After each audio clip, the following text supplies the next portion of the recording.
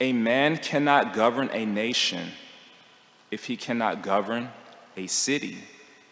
He cannot govern a city if he cannot govern a family.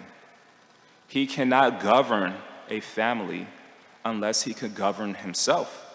And he cannot govern himself unless his passions are subject to reason, end quote. So I'll repeat that one more time. Quote, a man cannot govern a nation if he cannot govern a city.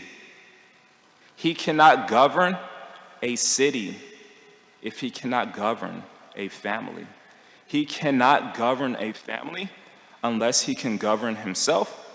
And he cannot govern himself unless his passions are subject to reason.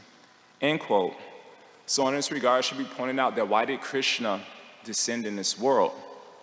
To chastise leaders whose passions aren't reasonable.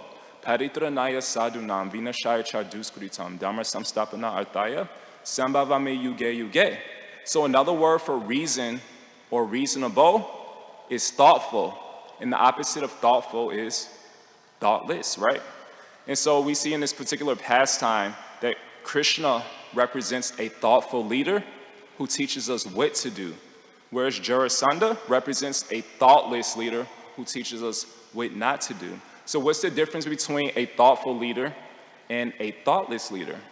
A thoughtful leader says, I have to make the right decision. A thoughtless leader says, whatever decision I make is right. Guru nasasya swajano nasasya pita nasasya janani nasasya daivam natasya napatisha sasya namochayeya samupedamritum. So this is a very nice and famous verse from the Bhagavatam from the 5th canto, chapter 5, verse 18. And it says that one is not a qualified guru, spiritual master, pita, father, janani, mother, pati, husband, or a daivam, a demigod, if he thinks whatever decision I make is right.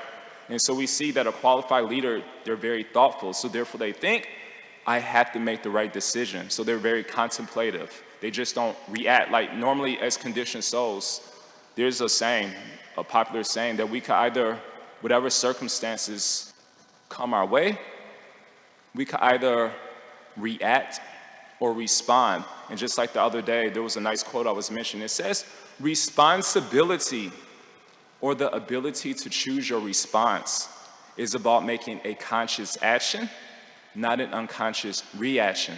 So usually when we're confronted with provoking situations, we just react. We don't think. We don't think before we speak or act. So there's another saying. It says, people demand freedom of speech as a compensation for the freedom of thought, which they seldom use.